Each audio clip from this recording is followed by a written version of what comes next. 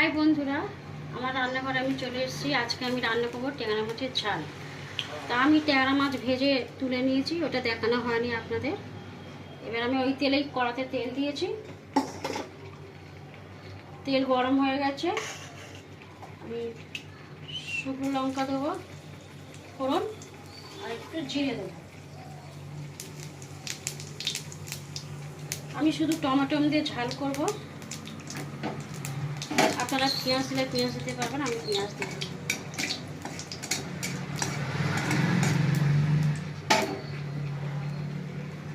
একটু আলুগুলো দিয়ে দেবো, একটু ভাজা ভাজা করে নেবো।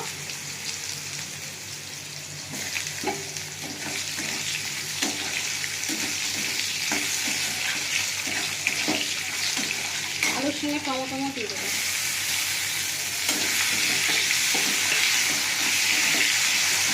একটু ভালো ভালো হয়ে যায়, এবার মশলা দেবো।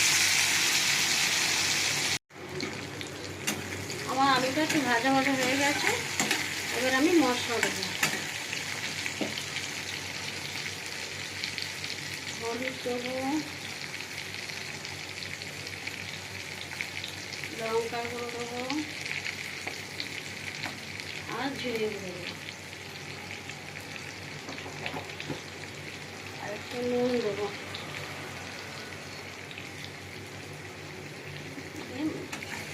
একটু কষে নেবো মশলার সঙ্গে, সামান্য একটু জল দেবো, মশলাটা না পুড়ে না যায়।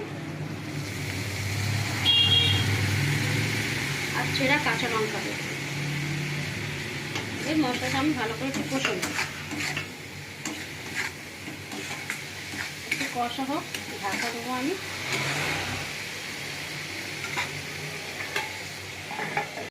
এবার আমি ঢাকাটা খুলবো। মশলা থেকে তেল ছেড়ে গেছে, আমার কষা হয়ে গেছে। এবার আমি জল দিব।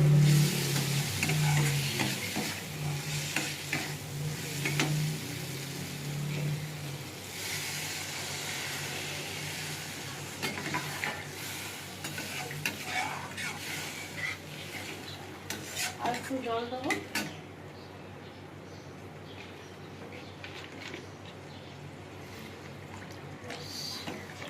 মাখা মাখা করে নামাবো, এগুলো অল্প করে জল দিলাম।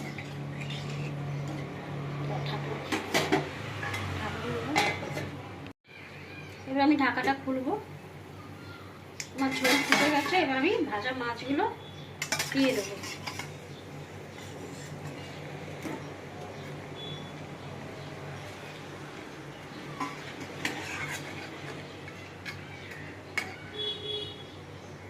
দিয়ে আমি একটু ঢাকা দিয়ে দেবো। এবার আমি ঢাকাটা খুলে দেখবো হয়ে গেছে কিনা।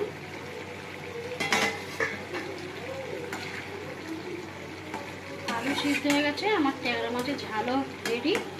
এবার আমি নামিয়ে নেব। আলু দিয়ে ট্যাংরা মাছের ঝাল রেডি।